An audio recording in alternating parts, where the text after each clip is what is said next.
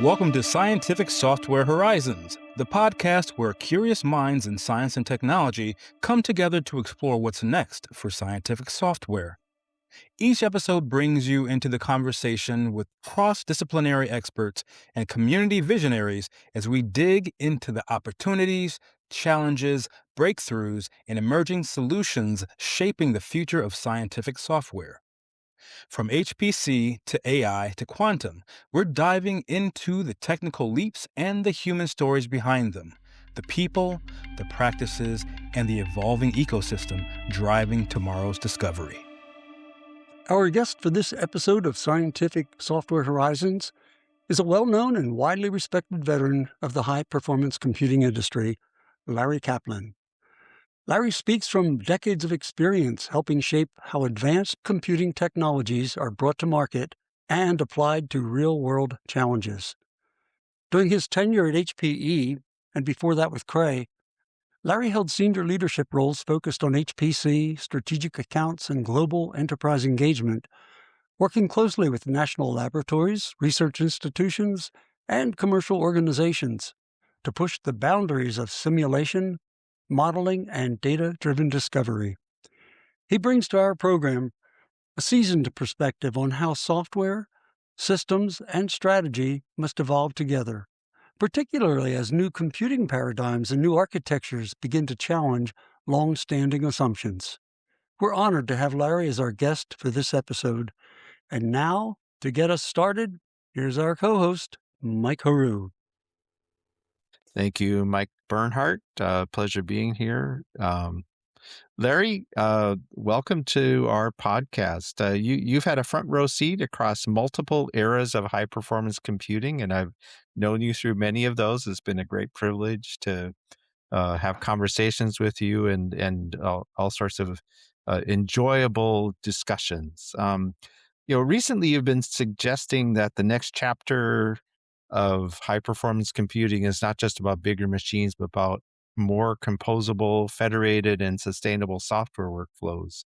We'd love to start with what looks genuinely new to you right now. So, you just stepped away from HPE after helping carry software architectures across Tera, Cray, and HPE. When you look back across that arc, what feels genuinely different about this moment in HPC? Thanks, Mike. And yeah, it's been really great working with you over the years as well. We've definitely had some great conversations. So at this moment, I think, the big thing that's happened, and I think everybody is aware over the last few years, just the incredible momentum and pace of growth in the AI marketplace and how that's really started to dwarf HPC and the focus in the industry. So that's been a challenge, I think, for some of the investments and some of the focus in various areas of both hardware and software. And so one of the questions going forward is whether that ratio will persist. But as part of that, it's not just AI in and of itself. As you mentioned, it is also integration of AI into more complex workflows. I would say that, it's both. While large language models and generative AI is really the new stuff, neural networks have been around for a little bit longer, and they have also been very important for those kinds of complex workflows and integrated activities in terms of trying to progress science. So I'll just comment a little bit more. What is the effect of this? Well, the effect is both in hardware and software.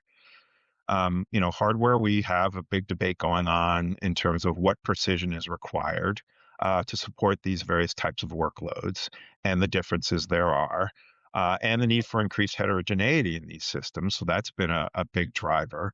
And then, of course, there's a software effect in terms of the tools and the frameworks and the orchestration technologies. And I guess the final comment is that while there is some additional focus on sustainability these days, it doesn't seem pervasive as yet.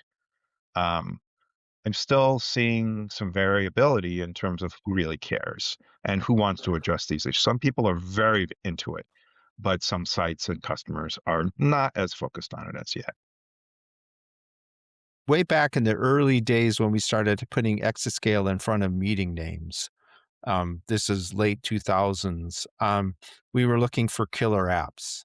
I don't know if you remember those conversations. And I feel like AI is the killer app for exascale in the sense that it's driving the need for these systems and the hardware and the software stacks. And I feel like, in a way that's great success, but it also in a way, it takes what we would normally consider the high performance computing community, and we're now this much smaller piece of this massive market. And I'm just curious what your thoughts are about that. It feels to me fundamentally different from what HPC has been targeting in the past. And so um, when you look at the AI space itself, what are the drivers to uh, large systems? And in my mind, really, from a capability standpoint, the idea of running single applications in AI, really the main driver there is training at scale. And it tends to be training at scale for for generative AI. And so, sure, there's going to be a push there for scaling, but outside of that one piece, and to me, that while it's an important piece of AI, it's not necessarily the dominant piece of AI. If I look more at integration of AI into workflows, whether it's for HPC or pure AI, inference-based tasks, those don't tend to be quite as capability driven. You don't need single large instances to pursue that, but there is a capacity potential issue, right? You want to be running a lot of that potentially to serve a wide base of users. So so that scalability is very different. And the orchestration and underlying infrastructure that you need for sort of this capacity at scale inference is different than what one might want for training at scale. So I think there's both, but to me, um, I feel like the scaling is losing the importance. The capability scaling is not as much of a focus as it used to be in HPC. It's still there, but it doesn't dominate the way it did in HPC. Recently, you've spent significant time not just on machines, but on complex federated workflows spanning edge, simulation, AI, and cloud. So, from your point of view, has the real design problem in high performance computing shifted from building fast systems to building coherent workflows? Fast systems are still important. It's the ability to integrate multiple systems and locations into complex workflows that is becoming the bigger challenge and bigger desire, especially in scientific computing. But I think it's also true to some extent, even outside of that. So while fast systems are still important, I do think that focusing on how you put together heterogeneity and multiple systems and sites into complex workflows really is starting to dominate more. And where do you think our workflow tools still feel too fragmented currently? There's a couple of issues that I think are the first ones that show up when you start trying to look at these federated workflows. The first one is about authentication and authorization. How do we make sure the folks have permission to use the resources are properly protected, and then you get into making sure the data itself is also properly protected and being accessed by those who have permission and not by those who don't. So there's a whole bunch of stuff there in terms of how you provide that security on a per site basis to a federated workflow since the sites tend to operate using different technologies. And so that's one of the areas which really needs to get a lot of attention and I think has been to some extent, but there's a lot more work to do. And I think the other big area is related to that, and that's how to provide the connectivity between these sites. So we have networks that can do that, but how do you then make those networks secure, the data transfer is secure, and again, understand what the constraints are in not only the security, but also in bandwidth and performance. So those are two areas where I think, we need to have more focus to have good interoperability for federated workflows. So for a long time, people have heard system software and thought operating systems, schedulers, maybe programming environments. In your recent work, that seems to expand into metadata orchestration, observability, data movement, service layers. How should we redefine system software for the next decade?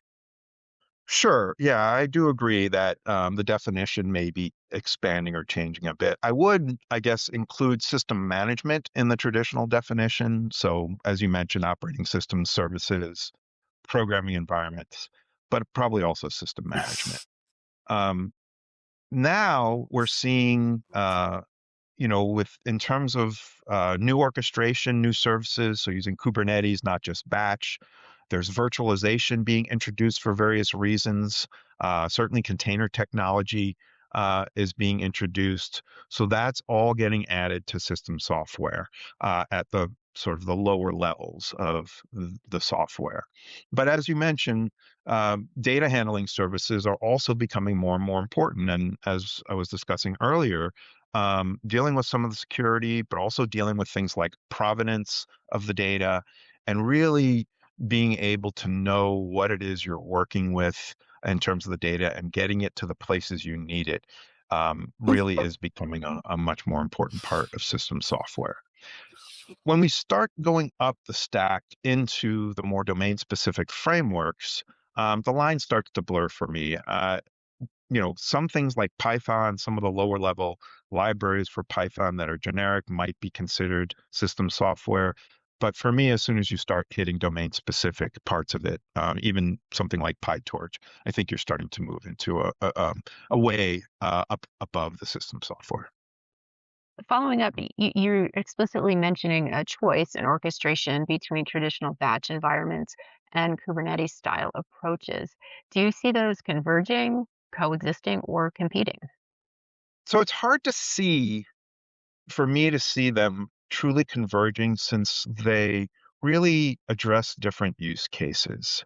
So I currently believe they will need to coexist, and there have been some solutions proposed by the workload management vendors on how to have them effectively coexist and share hardware resources. That's really the key, is how to get them to share to dynamically share hardware resources. We've seen a couple of these implementations. Some are better than others. I think there's more work to be done here, but that's really where what I would envision. Batch has its place for latency sensitive, highly synchronizing applications and algorithms. I think it's going to be hard to replace that with something like Kubernetes. Whereas Kubernetes has a lot of advantages when you don't have those requirements of the tight synchronization and low latency communication. You get better resource sharing and utilization, potentially better isolation. There's lots of things Kubernetes can provide. So I'd like to see a world where they can coexist and share their hardware resources freely, depending upon offered load. That makes sense. So considering that in, say, 5 years, what do you envision users actually noticing at the interface layer? Well, I think, I'm definitely a proponent of the programmatic APIs. And while, some of the graphical user interfaces are going to be very useful, they tend to be at a higher level, more for, say, a domain scientist to describe their workflows. But below that, the workflow management engine will have to then decide which one of these orchestrators are needed for given tasks. And so I hope the users are insulated from it, but at least there should be these programmatic APIs and better user interfaces in order to submit the work to the different scheduling domains. And again, I prefer to see the domain scientist insulate from that, and I think there is work being done, though it is tends to be domain specific on doing that. Recently, you have remarked that sustainability shows up not just as a facilities issue, but as a software and workflow issue too. How much of the next phase of HPC efficiency will come from smarter software choices rather than better hardware alone? Right. So, hardware is on a juggernaut. There's a lot of improvements being made, both architecturally and from implementation standpoints. Uh, so you are definitely getting better performance, but it seems that, power consumption keeps going up and up and up. Performance may go up more quickly, but we're going to continue to see, as far as I can tell, increases in power requirements for the hardware. So, software can definitely help. Um, I think one of the keys today is that there seem to be efficient operating points for the components. So right now I'm focused mostly on GPUs, and on current parts today, we can see some behaviors based upon power and energy experiments where um, especially for applications that are memory bound, not compute bound. You don't need full power to get the full performance of the part.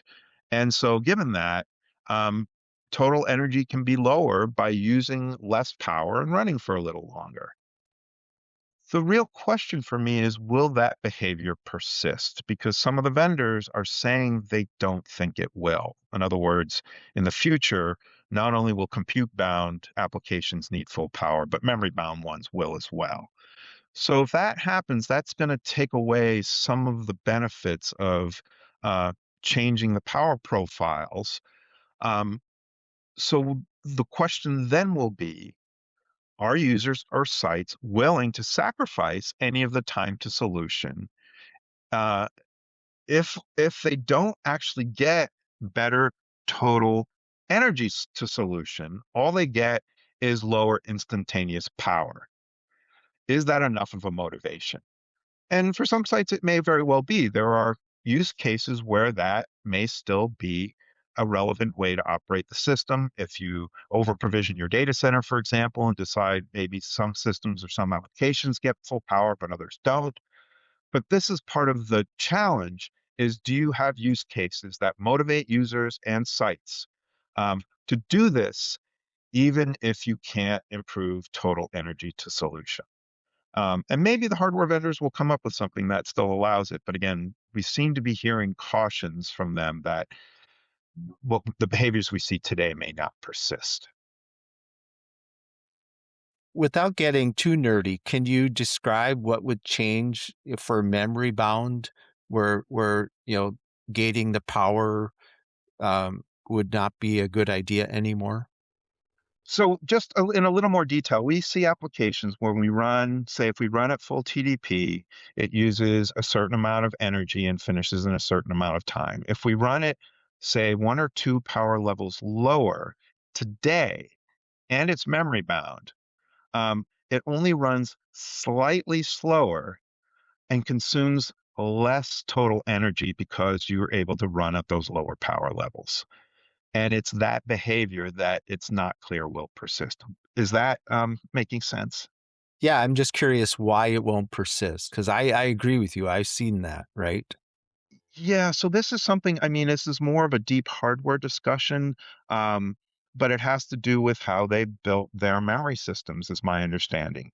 And that these memory systems, especially with the concurrency required to satisfy Little's law, I think right? I'm a big fan of that one based upon Yeah. experience. But, bandwidth times latency equals concurrency. And so to get a given bandwidth at a given technology latency, you need a certain amount of concurrency. And that amount of concurrency, given the bandwidths we're trying to uh, provide, is huge. And so I think that's where the power they've figured out in terms of these memory designs, that they need more power now than they used to need. Are we more likely to see AI wrapped around simulation, or rather simulation becoming services inside AI-driven pipelines?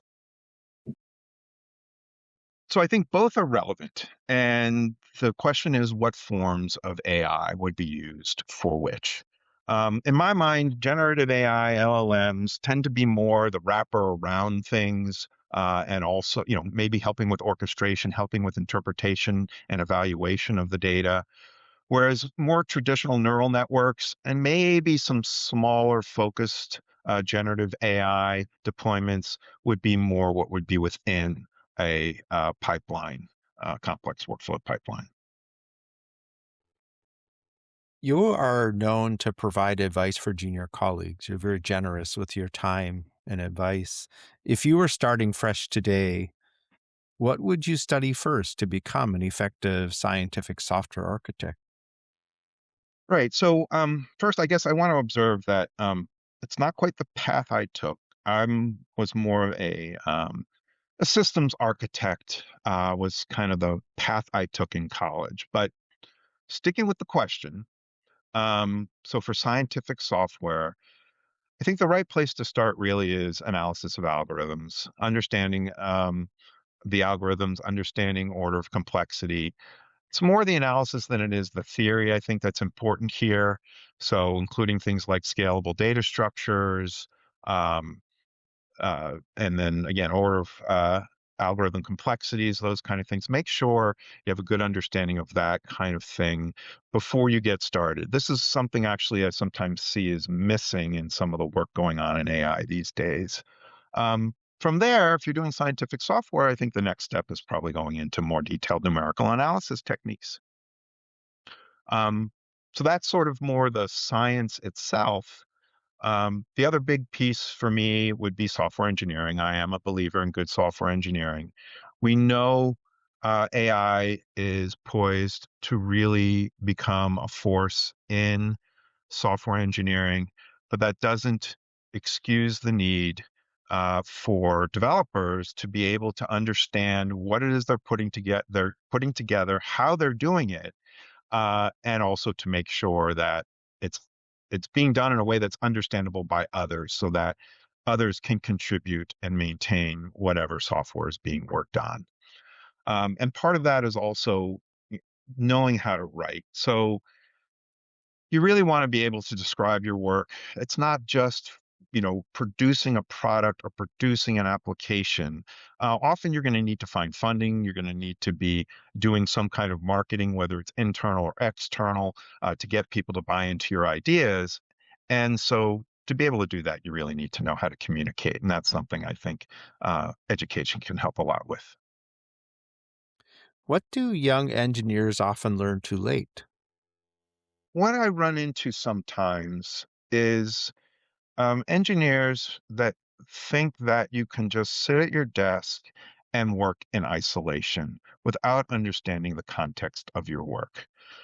I think the context is a really important piece because it's hard to know exactly what to produce if you don't know the context in which it will be used.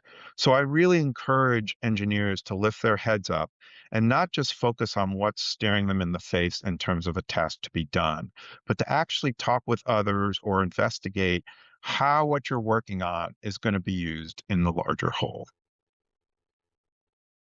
When you strip away the product names and organizational changes, um, what are you proudest of having helped to make possible throughout your career? Well, I would definitely like to think that I had a major hand in the evolution of supercomputing on the way to delivering exascale. Um, I've been involved in this for, I guess it's really more 20 years, 30 years in the industry, maybe almost 35, but about 20 years really focused on the high end of HPC. It's really been a wonderful ride, and I feel like we've made some really good progress in terms of our ability to deploy these systems. What do you hope endures from this work? Understanding, again, for applications at scale that are very highly synchronized and latency sensitive, how do you make sure the OS, the operating system, provides the services that are needed without getting in the way? So I think that's been something I've spent a fair amount of time on that I hope, you know, continues on. There's also work in network and network stacks. So the evolution of the various network stacks that Cray and HP have done, both hardware and software. And then, of course, the programming environment work, but the programming environment work I think does have some challenges in terms of maintenance. The community looks like it is moving very well now, so I am hopeful that that work will also endure in the community. Um, Other than that, really, it's really the people, right? That there's been a lot of people involved in this work, and I really do hope they continue making great contributions going forward. So looking back on the history of your involvement in HPC, what is, say, one assumption, maybe two if you have two, the HPC world has held on to for too long? So this has been a little variable in different parts of the HPC community. But I think the one thing that has gotten in the way of some and continues to get in the way of others is this idea that results must always be bitwise identical. That just seems like a huge impediment to progress in many ways. And I think as you know, Mike, and I think a lot of folks in the community know, the Department of Energy spent a lot of time figuring out how to deal with that and not worry so much with some of the uncertainty quantification and other techniques that were brought to bear. There are other markets where that's not yet happened, and it seems it's really slowing their ability to progress. So I'd say that to me is the big one. Um, the assumptions about batch versus something like Kubernetes maybe is another one, but that one is maybe not as severe as the bitwise identical result reproducibility desire. Do you think the incorporation of AI and the general core uncertainty or lack of repeatability in results is going to push us in that direction? Is there some forcing function there that will help us finally get past that? Yeah, so that's a good question, and I certainly think if we go back to this discussion of how AI can be used for interpretation of results, um, you look at some of the techniques that can be used. Maybe it's more on the validation verification side, where it's potentially easier to see an anomaly in a computation visually than it is numerically. Um, well, I think similarly, AI has this possibility of potentially vetting results in a way that would give you some confidence. I mean, some folks, right, are looking to AI to take over the entire computation.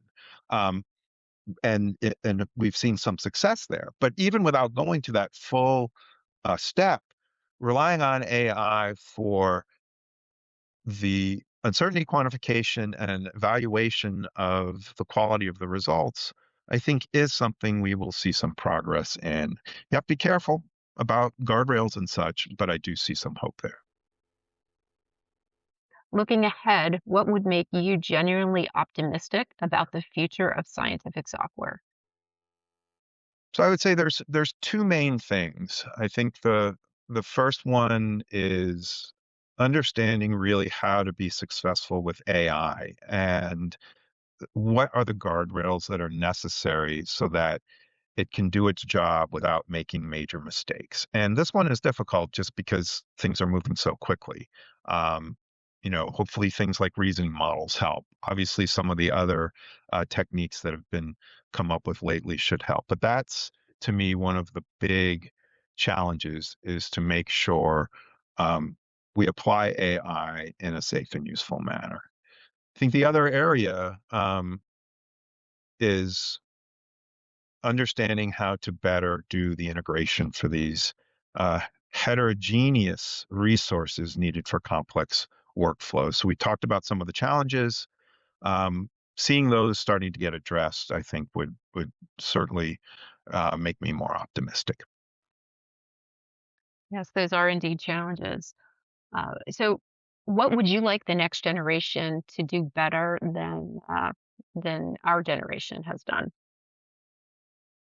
So I mentioned a couple of them. So the communication one is a big one. Again, I think there are some places where we don't do well enough, but maybe more importantly, and this somewhat has to do with the funding environment, and I don't want to necessarily say political environment, but it has to do with how different entities are structured. Um, collaboration is sometimes put in the back seat because folks are competing for funding and resources. And I would really like to see a way to get past that so that better collaboration could be done across the community and industry. Larry, one final question. Let's say we are sitting here again 10 years from now. What would things look like? Oof. I guess I have to draw a line between what I want it to look like and what I really think it will end up looking like. um, so on the latter, right, I guess my hope is after 10 years, first of all, we're going to settle on the AI hype. Um, AI is here to stay. There's no question about it. And so by then, I hope we have at least a better idea of what it means to properly use it and integrate it. But within 10 years, we also should be seeing some other technologies bear fruit. I think, quantum has some great applications. I hope to see some of it uh, actually proving useful in production scenarios within 10 years. Will there be other technologies? It's unclear. There are some that I do like, but they seem farther off. Uh, 10 years is already a push for quantum. But I think really it's just this having a better balance, um, having HPC not being so completely dwarfed by AI, having them be a little bit more collaborative. AI may still be larger, but let's keep it to an order of magnitude and not 2 orders of magnitude the way it seems today. Thank you. I certainly agree with that sentiment. Thank you so much for talking with us today on the podcast. We've thoroughly enjoyed your insights. Well, thank you very much. This was definitely a pleasure.